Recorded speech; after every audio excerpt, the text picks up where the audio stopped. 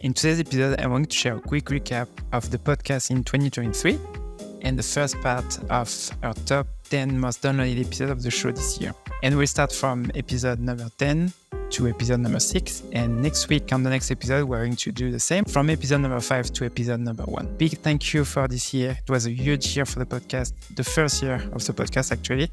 We got more than 75,000 downloads. So thank you so much for listening to the show. And thanks also for all the biggest fans of the show. I'm getting a lot of messages on LinkedIn of people being grateful about having the show. So we have more than 270 fans on Spotify, actually. We are ranking number 1 on Spotify for them. Thank you so much. In 2024, we're going to have more formats on the show, actually. More solo episodes where I'm sharing tips, for example, or episodes with me on other podcasts.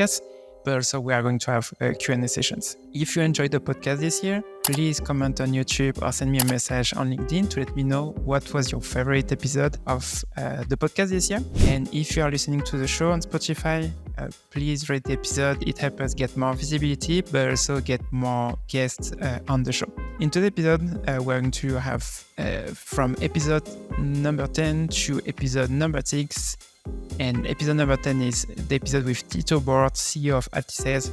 Episode number 9, Maddie Hopkin, highest performing UK SDR at Cognizant.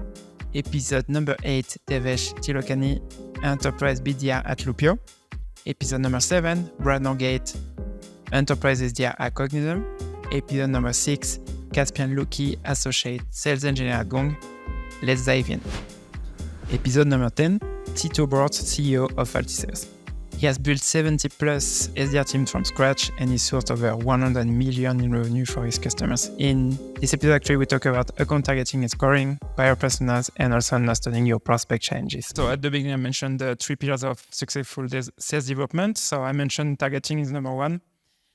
So what's targeting for you? So how do you think about targeting when you are starting with a new SDR team, for example? The first thing that you got to understand is a meeting is not a meeting, is not a meeting, right? If your biggest client or your best customer is Verizon, who you want to go get a meeting is AT&T. If it's Hilton, you want Marriott. If it's Procter & Gamble, you want Unilever. That's clear, obvious in the enterprise segment. As a heads up for this podcast, everything I talk about is mid-market enterprise. I don't talk SMB. Like I just, there's not a segment that interests me or that I think my advice is as valuable. The more enterprise you go, the more difficult it gets, and that's where I thrive. When we look at targeting, the first thing I do is account scoring. When I look at account scoring, I don't give each account 1 score, like most companies do. I give each account 3 scores. You're like, 3 scores? Why don't you just combine all 3 scores and give them 1? No, 3 scores. Here's why. Score number 1, firmographic profile. What does that mean? What's your industry? What types of products do you sell? Company size, location, incorporation, year, amount of funding raised, whatever other elements.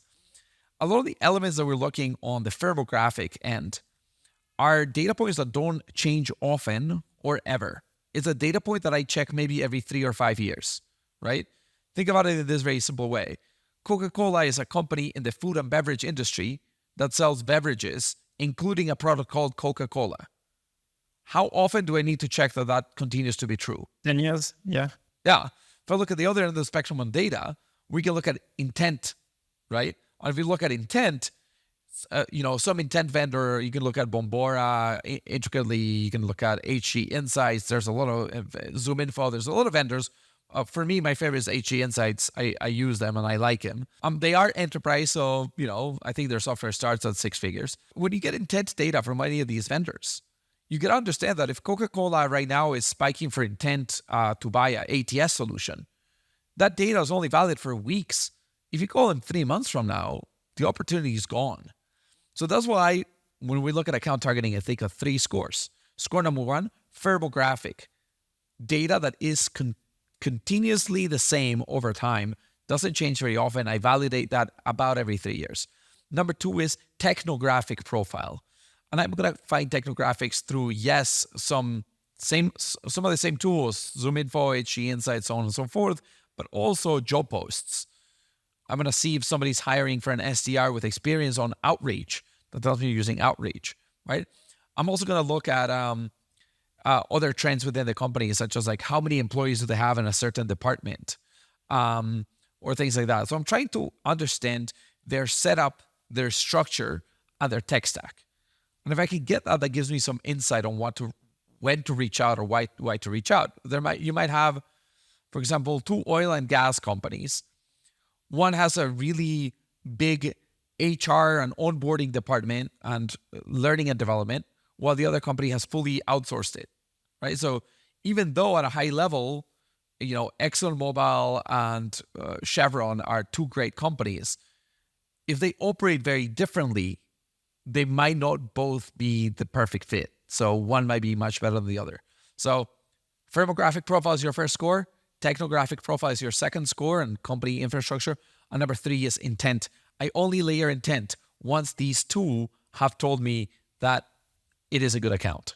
How do you, so I imagine you use different set of tools to find all the firmographic and technographic tools, or I remember if I was reading one of your posts at some point, you have a team that's helping you with that to consolidate all the information? Yeah, I have a couple of people directly involved with data. That's what they do all day. They use our internal tools and our processes to build infrastructure in order to collect the data and manipulate it and put it into outreach for the SDRs. So obviously, if you're an SDR and you're having to go try to figure out in what job post does this company mention that they use this tool, it's so much effort. It's so difficult. The work would be so fragmented. How do you store it? It's a waste of time. This has to be owned by RevOps or Data Ops. And that's something I built since 2017. And if you don't have it, I'm going to crush you. I'm reaching out to the same CFO that you're reaching out to. I'm reaching out to the same CTO you're reaching out to. I'm reaching out to the same VP of marketing you're reaching out to. What's the difference? I have much better data and a much better process. So they're going to take 5 meetings this month. I want to make sure I'm one of the 5. And good luck if you can be another one, but that's it.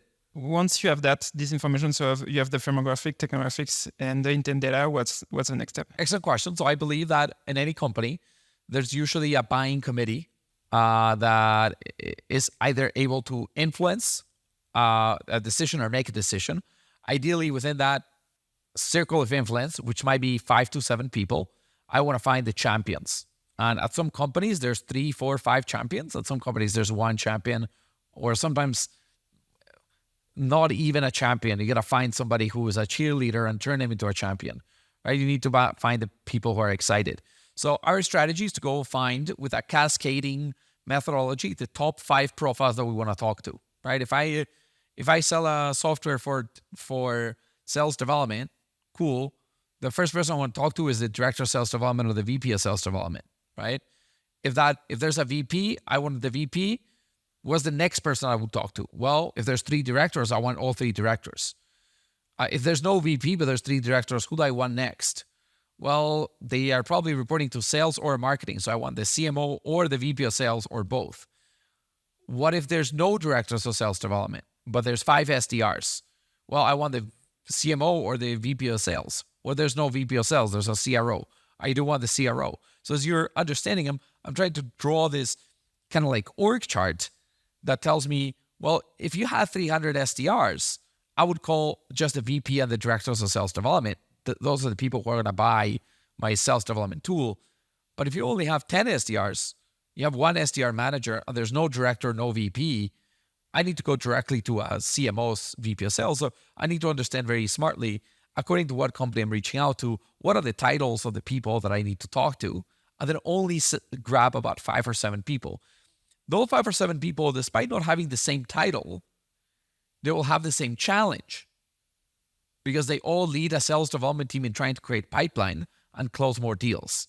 So my idea is to find the 5 people that are suffering from the problem that I solve and do problem-centric outreach into those personas. Do you have a similar process, I imagine, for every buyer personas? Because right now you are talking about an SDR team, but if you are after a recruitment team or something like that, do you follow like a similar process? Yeah, I know the problem I solve, right? If the problem I solve is I help you recruit better, I need to find the 3 or 5 people in the company that care about recruitment. At a huge company, it's going to be the VP of HR, the head of talent acquisition, and the talent acquisition manager, and the regional recruiter. At a tiny company, It might be the HR leader, the head of sales development, the head of marketing, and the head of operations, because they just have one HR person and the heads of the departments are recruiting their own teams because they don't have enough headcount, right? You're a 30-person company. You're not going to have 5 HR people. That'd be crazy. You're going to have 1 or 2. So you need to understand your personas and message based on the persona, not on the title. Message based on the problem that you solve, not on who they are. A VP of marketing at a 10-person company has very different things in their mind and in their responsibility that a VP of marketing at a 500-person company, and a VP of marketing at a 5,000-person company, and a VP of marketing at a 50,000-person company. So I don't split my sequences by personas. I don't split it by title. I don't care. To understand, actually, so how do you find the problems? For example, like you mentioned a VP of marketing for a 10-person company or a VP of marketing for a 1,000 employee company. So what's your process to understand the pains that they are facing? The pains are clear because any problem that you're solving, right? Any product that you're selling, you solve a problem. So I can use the own product that I have. Let's say the caller ID technology that we were just talking about. Cool. Caller ID. I know that when my team calls, I'm not getting enough pickups and I want more pickups. And that's the problem I solve. I get you more pickups through advanced enterprise caller ID. Cool. What does that mean? Well, if I'm reaching out to an org that has SDRs, I want to talk to the SDR leaders, the managers, the directors, potentially the VPs, right? What am I doing? I'm going to correlate the phone pickups with conversations, with pipeline, and with closed-won deals. So I'm simply going to say, hi, John, whoever you might be a sales development manager at a 500-person company or a VP of sales at a 10-person company. You both have the same challenge.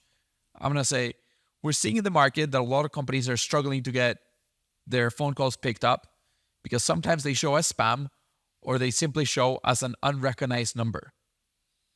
Other companies have used local dial or XYZ, local dial or double tapping as a way to increase their connect rate.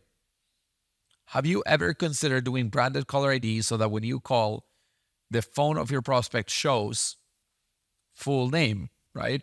Tito Bohrt or John Stewart, whoever I'm emailing, right? This can help your team increase their pickups or double their pickup rates and potentially double pipeline and double revenue. Worth considering? Tito. That's my email. It should resonate with both. The VP of sales at a 10-person company that has 2 AEs and are self-prospecting should be interested in that. And the manager of sales development at the 5,000-person company has 8 SDRs under him should care about that because I'm talking about the problem. And at the end of the day, everybody's trying to build pipeline of revenue. So that's the way I approach it. I'm giving a lot of secrets away. Feel like I'm going to get copied the hell out of this. But it's beautiful. That's what I'm here for. Follow me on LinkedIn for more tips. Episode number 9, Maddie Hopkin. She is the highest performing UK SDR at Cognism, and she was the SDR of Q1 and Q2. And when we did the interview, she was at 160% versus target just in 2023. Since joining Cognism in September 2022, she created 1.8 million in pipeline and created 960K just in Q1. She started as the lowest performing SDR and she became the top performer. In this episode, we talk about the process of Maddie to overcome being the lowest performing SDR. What was your process to overcome this feeling, actually, and overcome being the lowest performing SDR? In terms of like my general mindset, it was, as I mentioned, removing my ego away from the nose, not comparing to the other people that I mentioned that were booking those 3-4 meetings in when I hadn't booked my first one. In terms of my actual process in the day-to-day life of being an SDR, I think it's really important to prioritize your time management and put this first. So this was making sure that I was blocking out hours for cold calling, sending up those follow-up emails, taking time to populate my accounts each day. Organization is really, really important at the start. I've always struggled slightly with this, and I'm sure if any of my school teachers ever watch this, they'd probably laugh at me and organization being in the same sentence. But when I first joined Cognism, I really, really worked on this and it helped me become a lot better. And I'd also say doing the scariest task first is really important when you first join as well. What I mean by this is For me, particularly, cold calls were what I most felt anxious about. So it's making sure that I was coming into the day prioritizing cold calling. So when I first started, I was doing lots of cold calls, and I began to realize that it was really important for me to celebrate the small wins as well as those meetings booked. So whether this might mean referrals, follow-up calls, it's shifting that prospecting and those cold calls from believing that those wins are starting from a conversation instead of just selling on the initial call. And also lastly, I'd say is really looking at what the top performers were doing in my company. So, I'm not trying to reinvent the wheel. I'm not coming into Cognism trying to do anything that someone hasn't done before. So I think it's really important to look at these people and try and replicate what they're doing. If they're achieving the results, it's most likely going to mean that you can too. So mirroring their strategy is really important. It's also important to note that when you get comfortable in the role in a few months down the line, you are able to pick up your own ways of working and tricks that maybe new SDRs in the company will also look up to you, and they'll begin to kind of implement that into their workflow as well. Learning from the top performers, I think it's a really, really good advice because yesterday I made a post on LinkedIn talking about you shouldn't compare to top performers, because I think it's two different things: learning from top performers and comparing yourself to top performers. Comparing yourself, it can be really tricky because you can say you can see the result of the top performer and you are going to think, what I'm doing wrong. You are going to be in this mindset of you are not doing the right things. But what you mentioned, learning from top SDRs, it's really the key point here. It's you are studying them, watching them.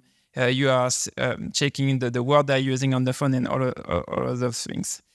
Another thing you mentioned also, it's celebrate small wins. So how did you do that actually? What did you celebrate, for example? That would be like going on a cold call. And I remember it's really easy when you first start calling to getting the mindset of, I need to book this meeting. I'm going to ask these questions that I've got on my script, and then I'm going to close whatever happens.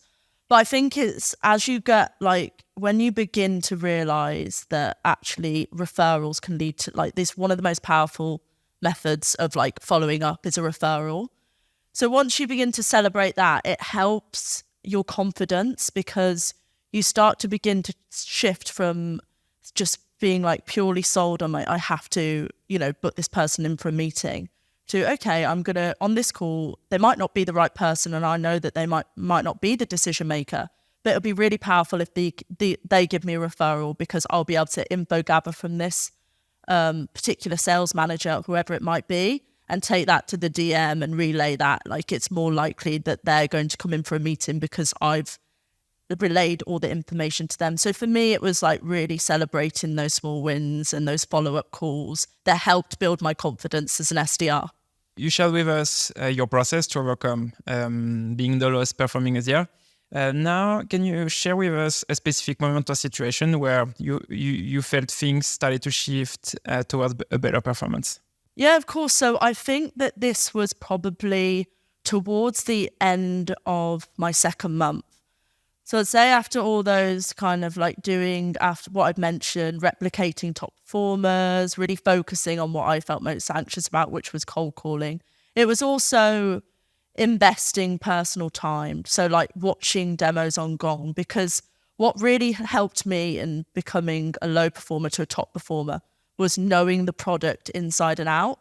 So I think if you really know the product you're selling, you'll approach each customer from a unique perspective. It means that you'll be able to tackle the specific problem that they want to solve rather than trying to sell to everyone with the same approach. And also that's why it's so important learning early on is because it also comes to help in enterprise and targeting these bigger accounts. You'll be on a phone and customers and prospects will have those questions that you just can't predict. And this is where product knowledge really comes into hand. As you'd never want to be on a call and someone asks you a question and you'll say, okay, let me just ask someone in management and I'll come back to you. Because the time that you take to ask management and then potentially ring them back or send them an email, you might have lost their interest. Whereas if you're able to answer it directly on the phone, you might be able to put them in on the phone, and then that's the opportunity that's already happening, if that makes sense. Also, a follow-up question on you mentioned that you are listening to Gong's call. Can you share some examples where you listen to some specific calls and then you learn something?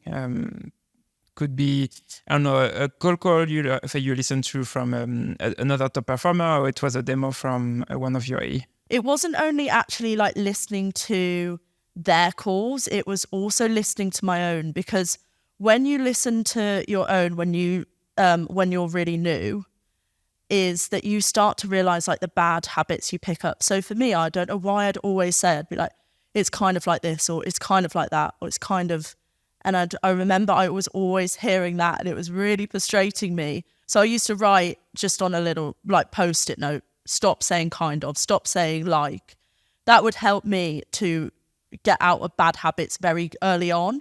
But then what you mentioned about listening to AEs and SDRs, so this was something I do probably outside of work. So it sounds really sad, but on the tube or on any train or anywhere, instead of, you know, I wasn't listening to Spotify, I was listening to Gong and like demos. But it would really, really help me, because the line of questioning is crucial to learn early on. So it's always hard to be told to do something instead of like listening and being able to replicate it. So for instance, AEs have a really good way of explaining to prospects GDPR compliance, or different ways that what questions that we get asked being a data provider a lot. So I just copy and paste a transcript from Gong and use that in my own script, which was really helpful. And then with SDRs, it was different ways of opening a cold call that I could try out. So I might be listening to Brad's opener of a permission-based opener with the problems, or people like Charlie Bell and another colleague of mine, Toria, who would more go in with the information and say, I've spoken to XYZ, they tell me this, can you let me know if that's feedback that you've heard internally? So it's listening to different strategies and learning what would be the best one for me.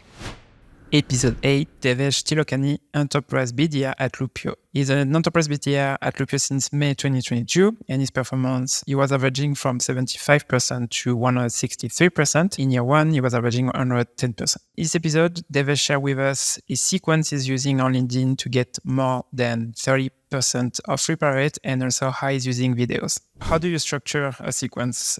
You already started to talk about it, but your first touch is an email. Why an email as a first touch? What we do is like we have the email that goes out the first day, and then either on the first day or the second day itself, the sequence prompts you to call them, and then so within the first 48 hours, normally we're sending 3 touches. We're sending an email, a call, and a LinkedIn. What I have found is that when people open up the email, like my open rate's a bit on the higher side. I'd say we can go up to 80% on a good month. When they're able to see the email and you're calling them, I just find it's a lot more warmer. I'd say about half the calls that we do. And if your emails are very customized, I'd say it's about 40 to 50% of calls that I do. The person already kind of has an idea of who I am, because my email has been pretty memorable in some way, or my LinkedIn message has been pretty memorable as some way. Because what I'm kind of, I guess, looking in my head, like it's just sort of how I like to look at it, is that I want the prospect's head for Devesh from Loopio to really stand out compared to the other BDRs that are reaching out to them in their inbox. So that's kind of how I look at it. And I mean, that was there before I joined the Loopio, and it has worked for the team up till now. Just like making sure we reach out to the prospect on all 3 channels within the first 48 hours. I think that's key. How many touches do you have on a sequence? 15 touches. We have some sequences that are a bit lower. I think it's about 12. Around between 12 to 15 touches. I think it's about 3 calls, 5 to 6 emails, and then another 2, I think 2 or 3 LinkedIn tasks. That's kind of how the sequence is structured per se. You mentioned that every time you have a prospect that accepts your connection request on LinkedIn, you have a separate sequence to add them to it. So before we talk about this sequence, actually, do you personalize your connection request, or do you have a blank connection request? Blank. I've done blank for the last 6 months, and it's worked out way better for me, honestly. Because I know some people, they have different opinions. So it's, After preparing the episode, I started to do that, having the sequence. I'm not using the video yet because for now it's just having like a separate cadence to keep track of my prospect to accept my connection request on LinkedIn, because it's not a mess, but I think it's easier to keep track of my prospect on this. So I think it's a really good way to keep track of your prospect. So definitely, if you are listening to this or watching this, have a different sequence. But now we are going to talk about specifically what you are sending in this sequence. So you said first touch is a video. So you said you use video. What do you say in this video and how you structure it? I'll just maybe say a quick point there. I completely agree with you with kind of staying focused on and like being organized with it. What I used to do in the past is I would just send the video and then I would just assume that I would have a reminder in a couple of days to like send a follow-up. Never happens. So I'm like, why would I be like why would I make my life harder? Let me just create a sequence that reminds me every couple of days to like follow up with this person or send a soft touch. So once the sequences come in, like my reply rate's gone skyrocketed compared to before. Because a lot of times what happens is, and I'll go into my structure real quick, but a lot of times what happens is people will watch the video, but they just won't respond. And you're like, you spend 75 seconds of your life to watch the video, but you didn't respond. So, but a lot of times what happens is you watch it, you'll be like, wow, this is impressive. And then you just forget to respond. And then like when you follow up with them, they're like, oh yeah, sorry, Devesh, the video was great. Let's chat. I just forgot to reply back, but it sounds really interesting. And I just think to myself, I'm like, if I hadn't had that sequence or if I hadn't followed up with this person, like I would have lost them, basically. So that's one thing to know for, which is why it can be really crucial to create that sequence to remind yourself. But how the structure of the video goes is normally I start off with, hey, prospect. And then I'll start off with like an acknowledgement that not sure how often you receive videos like these. And I think Kathleen, if I'm not mistaken, Catherine Caldwell, if I'm not mistaken, she's like a video prospecting coach. She talks a lot about this. I've gone for a session of her. She's great. Definitely check her out on LinkedIn. But I hope I'm getting her name right. But basically, she had mentioned like you start off your video with like acknowledging that it's a bit weird. Not weird, but like it's different to get a video compared to just getting a random message. So what I'll start the video with is be like, hey, Jack, not sure how often you get videos like these. And then what I'll do is I normally have my email open that I've already sent because I'm trying to reduce the time, like the brain power that I'm using. I have the email that I already have written and I'll use the same personalization over here. So I'll say something like, hey, Jack, not sure how often you receive videos like these. Actually, Jack, I was on your Q2 earnings press release. And I noticed that revenue rose by 27%, and your CEO mentioned that you're investing in this, and this in your sales process. And then from there, I'll go into like my, I'll connect that with specific personalization with what Loopio does. So we help teams respond to RFPs. Typically, when companies grow, they respond to more RFPs. So I'll say something like that. Typically, when companies are in this stage, they respond to more RFPs. Out of curiosity, what's the strategy around that? Just giving you a rough template right now, but of course I'll go into more pain points sometimes. Then what I'll do is I normally have 2 tabs open. So I have 3 tabs open normally. So one is the prospects page. I'm normally sharing the prospects page. It's a small bubble on the side on Vidyard. Then once I've given the pain point, I'll go onto like our page, our Loopio page, and you can go onto whatever your company's website is. And I'll show a couple of stats and sort of talk about a pain point that we solve. Super quick, like literally 10 seconds. Like I'm giving them a very rough overview of what we do because I don't want to lose them. And the last thing what I'll do is, and this part is golden, is that the third tab is my Gmail open, and I'll literally click and I'll show them the email that I've sent. And that's when it clicks in their head that this guy was the one that sent me the personalized email. He sent me a personalized video. Like this person deserves a response because I've gotten a video, I've gotten a voicemail from them, and I've also gotten a personalized email. So tying everything together, like that's been like a game changer for me. And the email part, I only added that in. And like normally what I'll say at the end is also sent you across an email. Click on the Gmail tab, subject line, as you can see here is whatever. Let me know your feedback and if you're open to chatting about this next week. And then I leave it over there, and that's increased my reply rate a lot more as well, from adding that third element to it as well. How long are your videos generally? Between 50 to 75 seconds, I'd say. it sounds like I'm doing it a lot longer because I'm explaining it, but it's actually between 15 to 17 seconds max.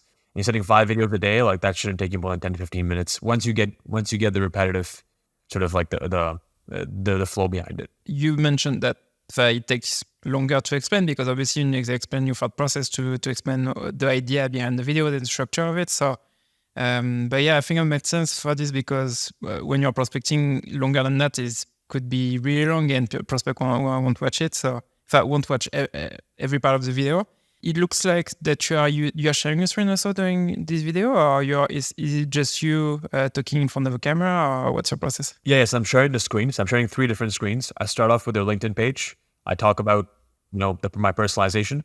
Then I go to our company page. I'll pull up a couple of stats, and then the final page that I go to is my own Gmail, and I'll pull up the actual email that I send them, and I'll show them that email as well. So it's like 3 different pages that I'm sharing. And the video has like a small bubble at the side so they can still see your face and see you communicating as well. And actually, when you send this video, after recording this video on LinkedIn, on Vidyard, and then you send it on LinkedIn, do you add some text to your video in the chat of LinkedIn, or what do you say? Yeah, so I keep it pretty simple. I'll say Eric not sure often you receive videos like these, but I recorded one to introduce myself, link the video.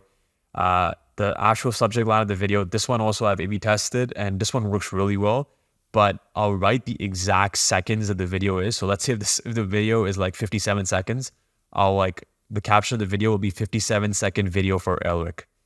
And when you see something like that, I'm just like always thinking about when someone looks at 57-second video for their name, it just stands out in their inbox a lot more compared to, video for Elric per se. So it's like, how do you stand out? And that just one way that I found pretty helpful.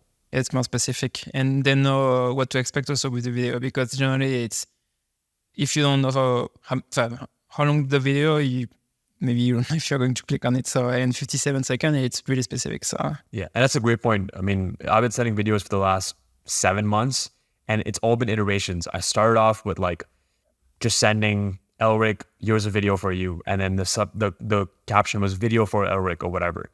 And then I found out people weren't clicking as much, or they were dropping off maybe in the first 10 seconds of the video. Then it's like, okay, maybe if I let them know that it's a very short video, they may actually click on it. So just as you get better and better, you kind of plug more and more gaps per se in your approach. For people who want to improve their video prospecting skills, what do you think is the biggest key learning for you? Yeah, I think the first thing is just getting I'll go back. I'll say the first thing is committing to a certain amount of videos that you want to send on a weekly basis or a daily basis. The biggest thing that I've noticed is because I've run a couple of training sessions for Vidyard internally. I think the biggest objection that I've gotten is this will just add too much more work to my work, to my already crazy workflow that I have. Because they just think it's too much work to do send videos. So I think it's just important to start small, but commit to a certain amount.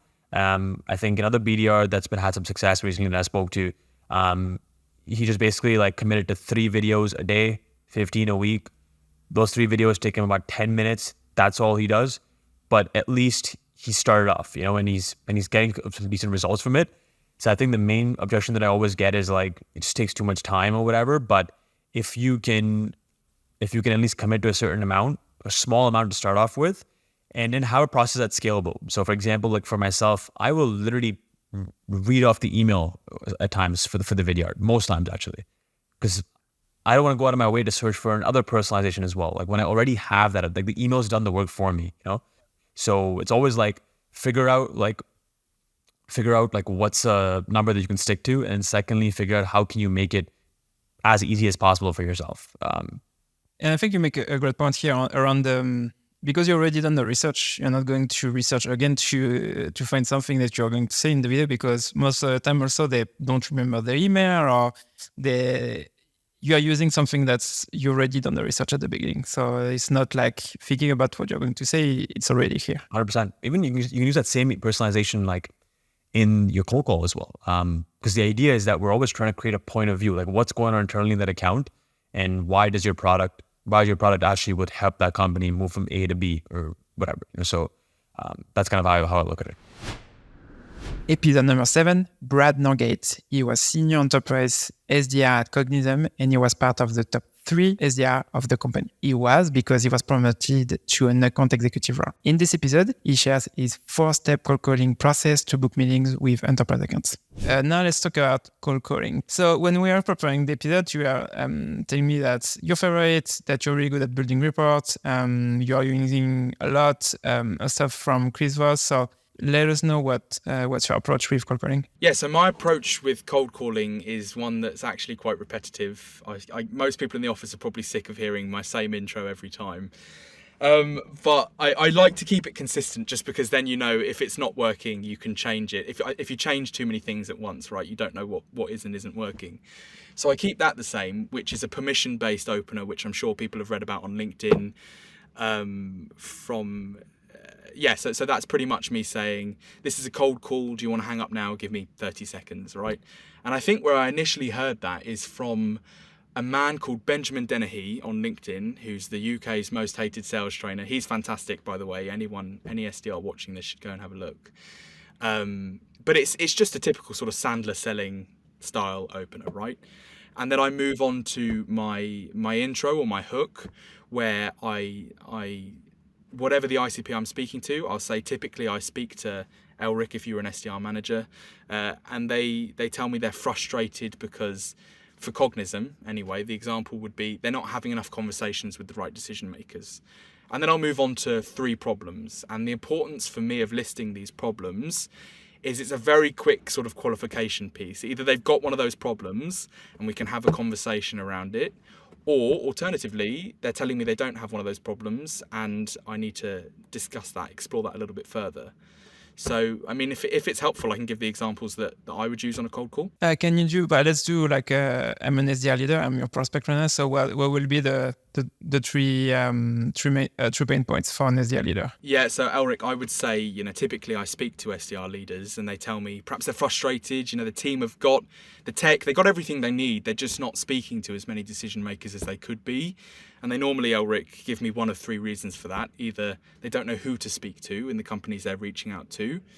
Number 2 is maybe they know exactly who they want to speak to. They just can't get the cell phones, the emails for those people. Or sometimes number 3 is they've got all that information. They've got a piece of tech that's trying to solve that. It's just not giving them the results that they were hoping for. And then I finish it off with what I think has become a little bit of my signature, which is, I've got a funny feeling, Elric, you're going to tell me now that not a word there really applies in your world. And it's a little bit, when I started out, it felt a little bit cheeky, but it's a little bit different to just the typical, does any of that resonate with you? That's a very simple question. And actually you're using a bit of Chris Ross's negotiation techniques where you're almost daring them to say no. So in actuality, what happens is you actually get a lot more yeses from that. So that's the reason I started using that to end that sequence. Before talking about the hook, you are saying that, for example, if you don't have, for example, the prospect doesn't have like any of those pain points. You said that you're going to dig a little bit more. So what do you start asking? Yeah, so Elric, if you turned around and said to me, "No, listen, none of that really applies. We're all good. We're all fine," which happens quite a lot. I would say, no, that's fine. I'm glad, number 1, that it's going as perfectly as it sounds. But my question off the back of that, Elric, would be, is that because your team aren't cold calling, they're not cold emailing, they're not using those, or is it something else? That's what I would ask, to then dig into, what's going on, what is their processes there, what is their current systems, or is this just a brush off objection, which is my job as an SDR to try and get past? So that's the question I'd ask, Elric. Yeah, because I imagine sometimes the people that are not listening, but then when you are asking this question, that's when you realize that maybe they are just not listening to you. So let's say, for example, let's say,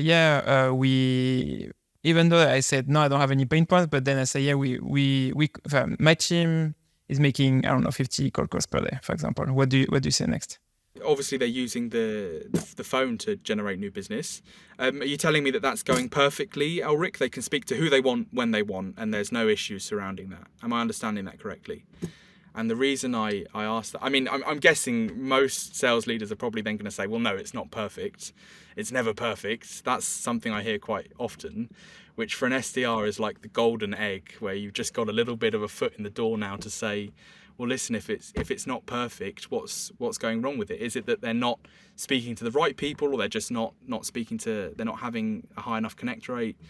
And it just really, these questions, Elric, just allow you to start a conversation, which is your ultimate goal with a cold call. Talk about benchmark for an average of the connect rates, for example, on the cold call with your prospects. For example, because if I say, I think we are good, do you talk about a specific number? Because I was mentioning earlier, for example, we have 5 or 6% average on connect rate. So that's, if we compare to your average connect rates, that's pretty low. So do you talk about... It's less about, it's my approach anyway, is less about trying to force numbers down their throat and more about trying to understand their situation and then positioning Cognism as a solution. So I've got to find a pain, right? In order for me to use my approach, I have to find a pain. So to answer your question, I wouldn't probably say, your connect rate's 5%, well, Cognism's is 10%. I would probably say something along the lines of, listen, it sounds like from what you're telling me, you're pretty happy with a connect rate of 5% right now. I'm an SDR at Cognism. We have a connect rate of maybe 10%. If your team... is it fair to say that if your team were getting double the amount of connects, they might just book double the amount of meetings? And then it's about getting them to notice that perhaps there is a bit of an opportunity there, getting them to see the value of the product and really getting them to buy in. And then we're kicking again. We're firing on all cylinders, and we can start the conversation. We can carry it on. Let's say I have a pain. When do you stop the cold call? Do you try to dig a little bit on the pain, and then when you find... I don't know what you're looking for here, but what do you do? So when I started out cold calling, and certainly when I joined Cognism, my cold calls were a lot shorter. They were like 5 minutes. And once I got to a point where I realized they had a pain, I would very quickly ask the question, hey, listen, if Cognism could solve that pain, is there any reason you wouldn't want to discuss this with me? Bang, book a meeting. But obviously moving up into enterprise, I've realized that doesn't always work too well when it comes to pipeline generation, right? It becomes a lot more about qualification and finding their pains, challenges and goals. So I've had to adapt that approach a little bit. So the first half stays the same, and then the second half you asked about, once I found the pain, what am I doing? So now I'm going to ask them more questions about their current processes. I'm going to ask them what regions they're currently targeting, what industries they're currently targeting, and then I'm going to position Cognism as a solution to specifically those regions, those industries, those decision makers, and that's how I'm going to close it. So I guess to answer your question, once I've found a pain, I'm going to carry on to do another 1 to 2 minutes of discovery with that prospect before I come to the close. And that's just to make sure that my pipeline generation is as good as it can be. Still leaves a little bit to be desired if you ask my manager. So I'm still something I'm working on. It can always be better. Now, how do you end the call, actually? So now you find the pain and then you ask more questions around this pain. So how do you end the call? Yeah, so in the dream scenario, if you've done things by the book here, you've found a pain, you've probably quantified that pain, so they understand that it's causing them a problem and that they're losing out. And then the last step is just to position Cognism as a solution to that problem. Now, it's not enough, I've found, certainly in enterprise, just to say, hey, listen, Cognism can solve that. Do you want to have a chat? It's more about, especially if you're speaking to VPs, to directors, they want to know exactly how you can do it. So is this half an hour a good use of their time? So what I would say is, Elric, if we've had a discussion and I found out that you're targeting CTOs in Europe, and actually your connect rate is 5%, but you think it could be higher and you're missing out on opportunities, I'm going to bundle that all into one final paragraph, which is pretty much, well, paragraph's the wrong word, one final sort of statement, which is saying, Elric, Cognism can solve that by providing you contact data for X, Y, Z, and we can solve that issue, and hopefully the goal being to increase your connect rate and increase your pipeline generated. If we could do that, is there any reason you wouldn't meet with us to discuss this further?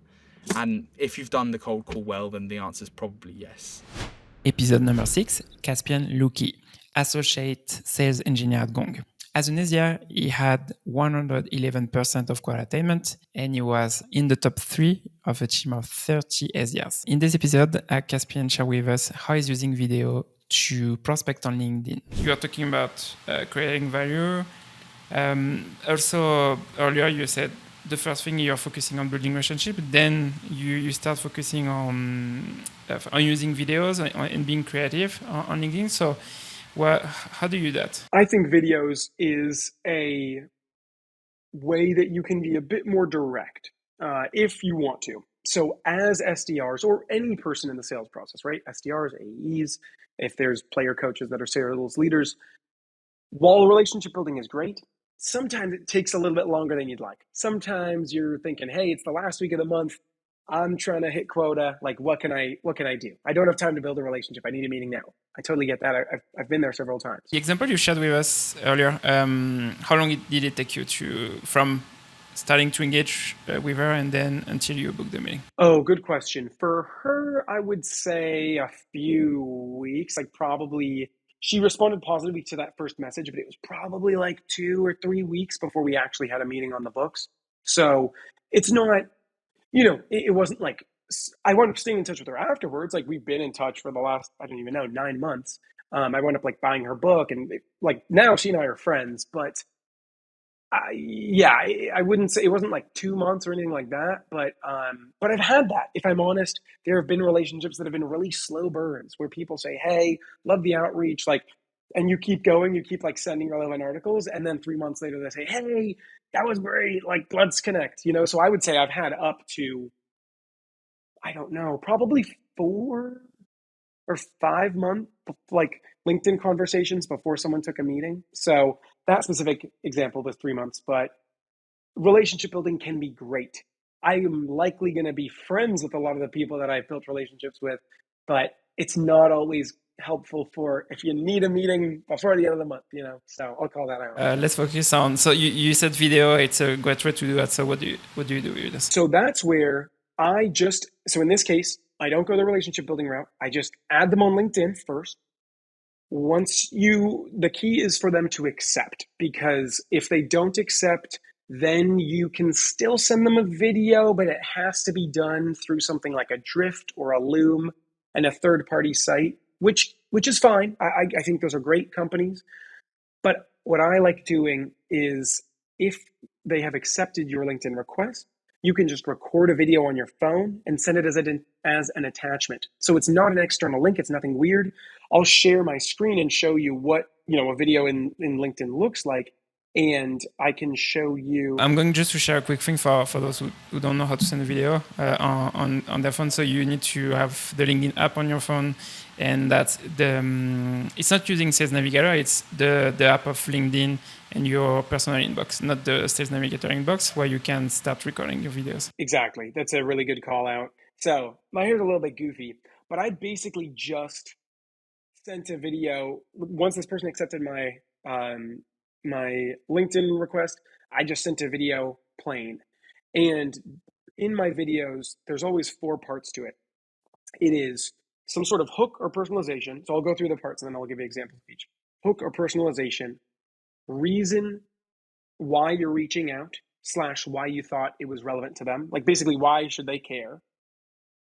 Step 3 is your company's value prop. So you've tailored it to them. You've told them why they should care. Now, what does your company do? Like, how does it feed into that problem that you're expecting that they have? And then 4 is the call to action. So asking for a meeting. So an example of this would be, and this is what I did, a lot of the time was, hey, let's say you're a VP of sales. Like, hey, Elric, not sure how many videos you get like this, but I figured that this was better than a cold call. At least I hope it is. The reason why I'm reaching out is I noticed your company had, your sales team has grown recently with headcount up 10% in the past 6 months alone. And I thought you might be focused on moving those new hires up to production speed as quickly as possible, and thought that Gong might be on your radar. Gong helps VPs of sales like you ramp up new hires and also help existing reps crush their quota. Curious, would it be completely out of the question to connect for like 15 minutes later this week to tell you a bit more about how Gong has helped other sales leaders in your space achieve those goals? I'm a little bit rusty, but that's like really high level what I would be talking about, because again, it's a little bit goofy, a little personalized, tailored to you. I'm telling you why it's relevant, why you should care, both in your sales department. And then I'm telling you, I'm assuming a problem that you have. I'm saying, hey, I imagine with all those new hires, you're focused on moving them up to production speed. as quickly as possible. Like you want those new hires to produce very soon. And then I'm saying, why is Gong relevant to that, right? Like, hey, Gong helps ramp up new hires and helps fully ramped people continue to crush their number. And then I go for the ask, like, can we meet later this week? Or like, would it be completely out of the question to meet? So that's an overview of what I would say in a video.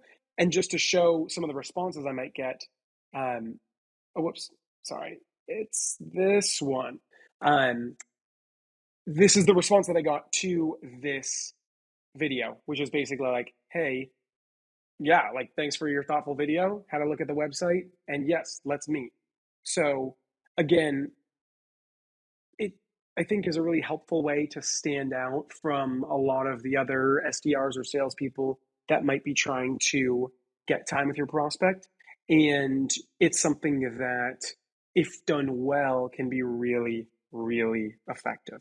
So happy to dive in more there. But again, having that like high level reason for reaching out, why they should care. And it's great because it can also be, it can be done in under a minute. I think there's data on like, if it's under 40 seconds, the success rate goes up. So my pitch might have been over 40 seconds, but I think being concise, being relevant to them, basically just telling them like, why should they care? How's it going to make their life easier? And what does your company do? Like, how does your company achieve that?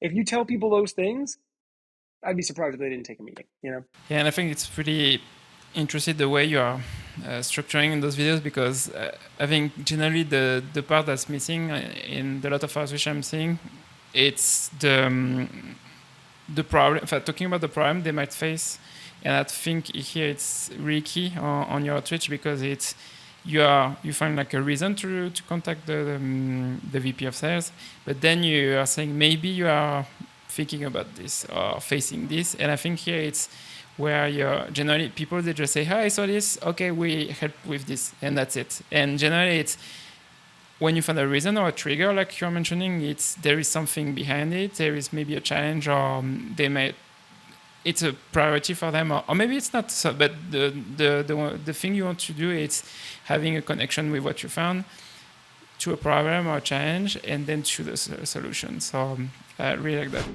Thanks so much for listening to this episode with the recap of 2023 for the podcast, from episode number 10 to episode number 6. In the next episode, we are going to share from episode number 5 to the episode number 1. I see you on the next episode. If you enjoyed this episode, feel free to leave a review on Spotify or Apple Podcasts.